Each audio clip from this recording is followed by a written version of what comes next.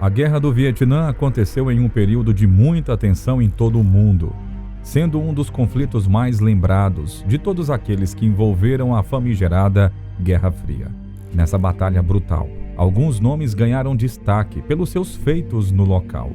Um dos mais conhecidos e lembrados é Jerry Shriver, apelidado de Mad Dog, ou seja, o cachorro louco em português. Hoje eu conto para você essa história, por que ele era tão temido e quais foram os seus principais feitos no país asiático. Então não saia daí, porque o vídeo de hoje já vai começar. Como a Guerra do Vietnã começou?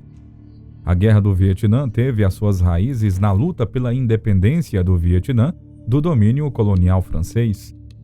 Após a derrota da França na Batalha de Dien Bien Phu em 1954, o Vietnã foi dividido em duas partes: o Vietnã do Norte, comunista, liderado por Ho Chi Minh, e o Vietnã do Sul, que era apoiado pelos Estados Unidos e por outros países ocidentais. Os Estados Unidos começaram a se envolver mais ativamente na década de 1960, e isso aconteceu principalmente devido à política de contenção contra a expansão do comunismo, conhecida como Doutrina Truman, e também por conta da teoria do dominó, que sugeria que, se um país caísse para o comunismo, os países vizinhos iriam seguir o mesmo caminho em uma sequência. O envolvimento dos Estados Unidos no conflito vietnamita aumentou gradativamente, com o envio de assessores militares para o Vietnã do Sul na década de 1950. No entanto, foi após o incidente do Golfo de Tonkin, em 1964, onde navios americanos foram supostamente atacados por navios norte-vietnamitas, que o presidente dos Estados Unidos, Lyndon B. Johnson, obteve autorização do Congresso para aumentar significativamente a presença militar americana no Vietnã. Isso marcou o início do envolvimento direto dos Estados Unidos na guerra. O conflito escalou rapidamente com o envio de tropas terrestres americanas e uma intensificação das operações militares, incluindo bombardeios aéreos no Vietnã do Norte. Quem era Jerry Shriver? Bom, Jerry M. Shriver veio ao mundo em 24 de setembro de 1941. Ele nasceu na cidade de Defuniak Springs, Flórida. Sobre a vida desse homem, há poucas informações disponíveis, exceto a sua projeção como um herói americano, veterano de guerra condecorado e um símbolo do autêntico combatente, o soldado dedicado à guerra e à camaradagem verdadeira, forjado nos campos de batalha.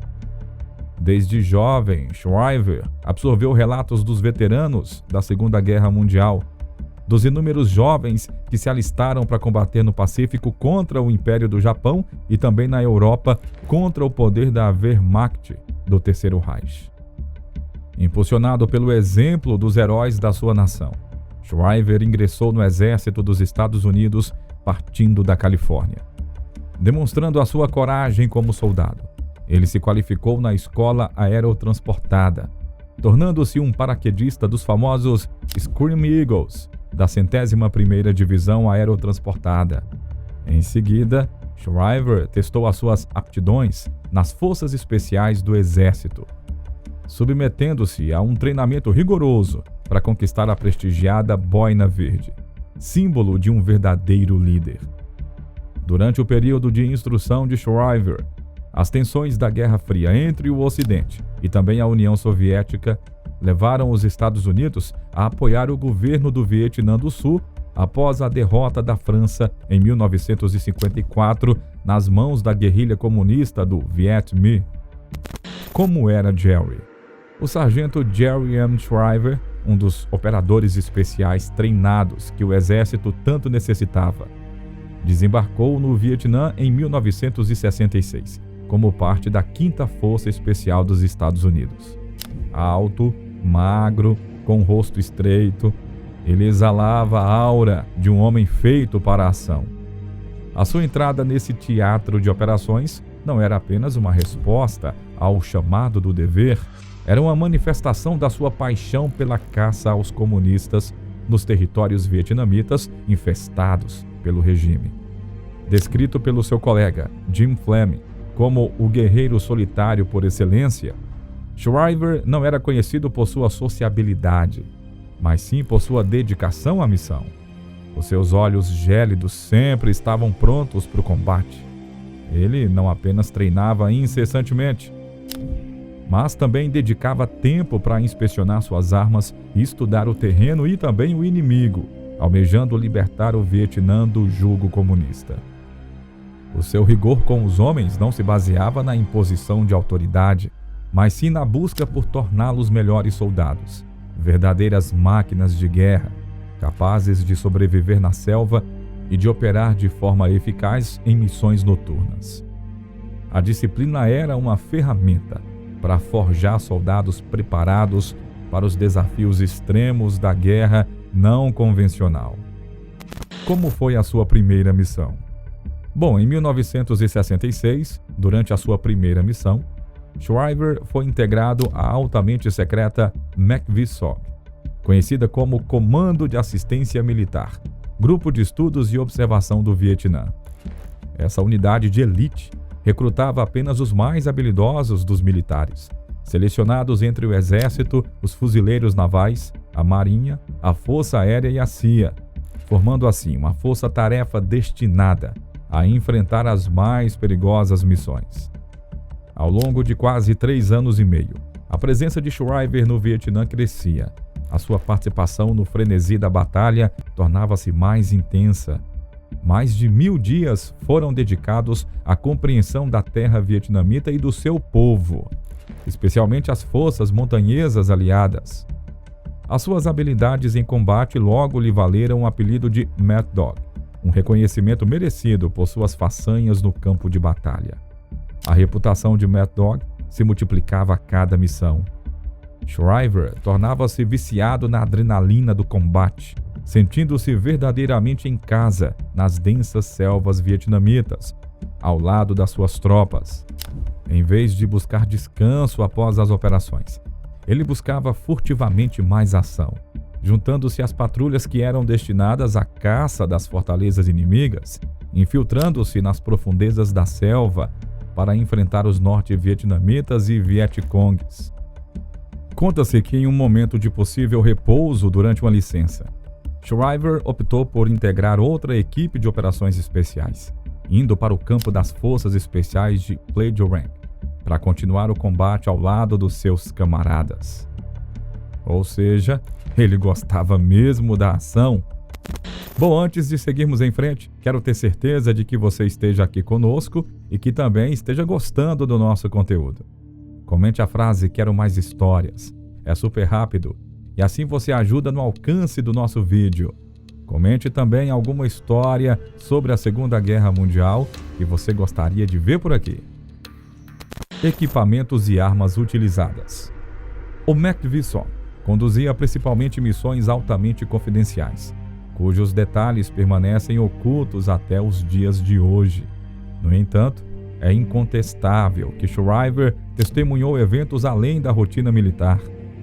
Como parte da elite, os operadores do MACV-SOG adotavam um uniforme exclusivo de camuflagem, inspirado nas listras de tigres usadas pelos sul-vietnamitas, diferenciando-os dos padrões convencionais. Além disso, tinham à disposição equipamentos especiais, dentre elas as famosas carabinas Colt Commando e também arcos de última geração, fundamentais para encontros furtivos. Shriver, como muitos dos seus colegas, tinha um estilo distinto de se vestir. Nas horas de folga, ele trocava o seu uniforme de combate por uma jaqueta de veludo azul e um chapéu coco, revelando uma faceta peculiar da sua personalidade. Apesar das suas escolhas de vestimenta, Shriver jamais descuidava da sua segurança.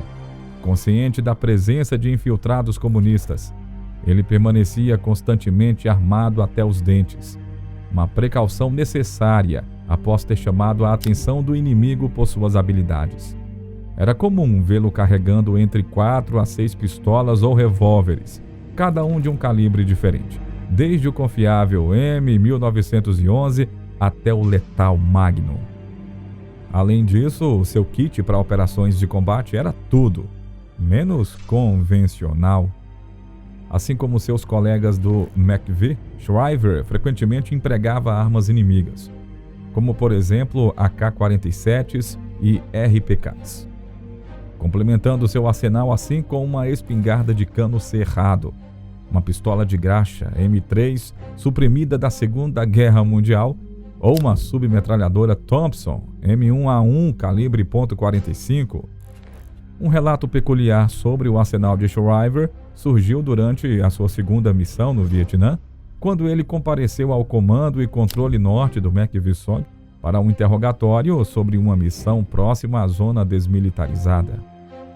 Missões na Força Archer.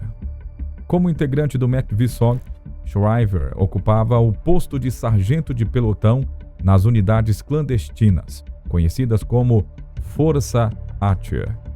Essas células operacionais eram compostas por 2 ou 3 membros americanos do MACV-SOG, aliados a 20 a 30 combatentes locais, meticulosamente selecionados entre os chamados Montagnards, ou Povo da Montanha, bem como membros do exército sul-vietnamita treinados para táticas de guerrilha.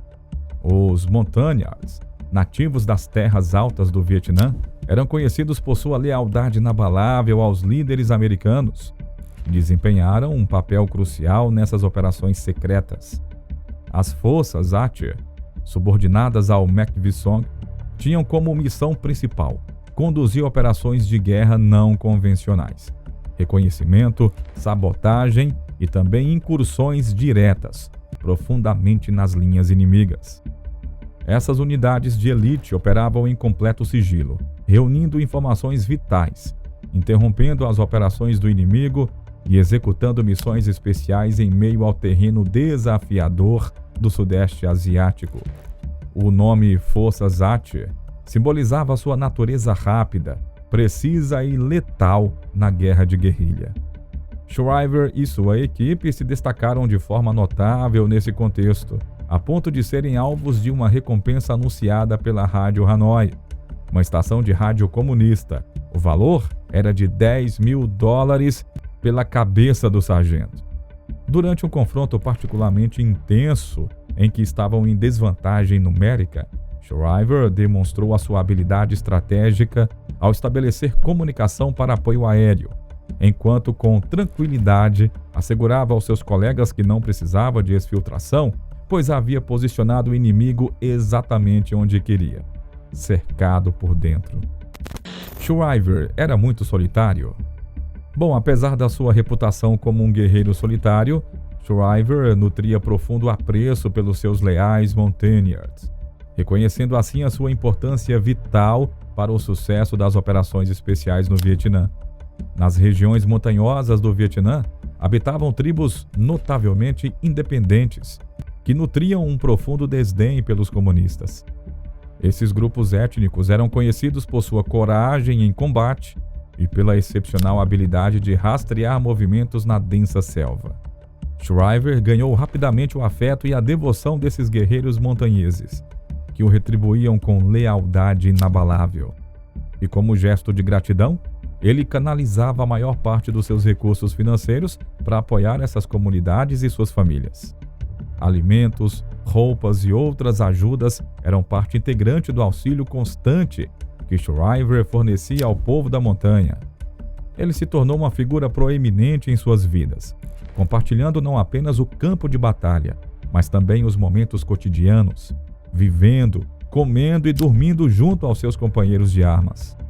Além da profunda ligação com seus homens, Shriver cultivou uma relação especial com outro ser querido, um imponente pastor alemão chamado Klaus, que ele adotou durante uma estadia em Taiwan.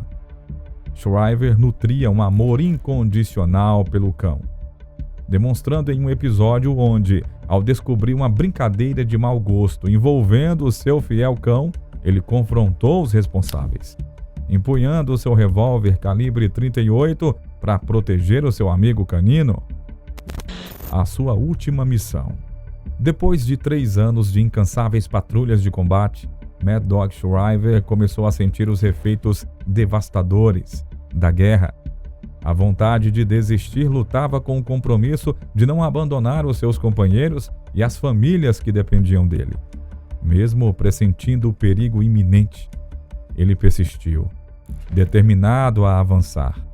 Em uma manhã fatídica, de 24 de abril de 1969, uma unidade do MACV-SOG se preparava para lançar um ataque ao campo de aviação de Quang Loy, no Vietnã do Sul, situado a cerca de 32 quilômetros do covil secreto do Escritório Central do Vietnã do Sul, o quartel-general das forças comunistas.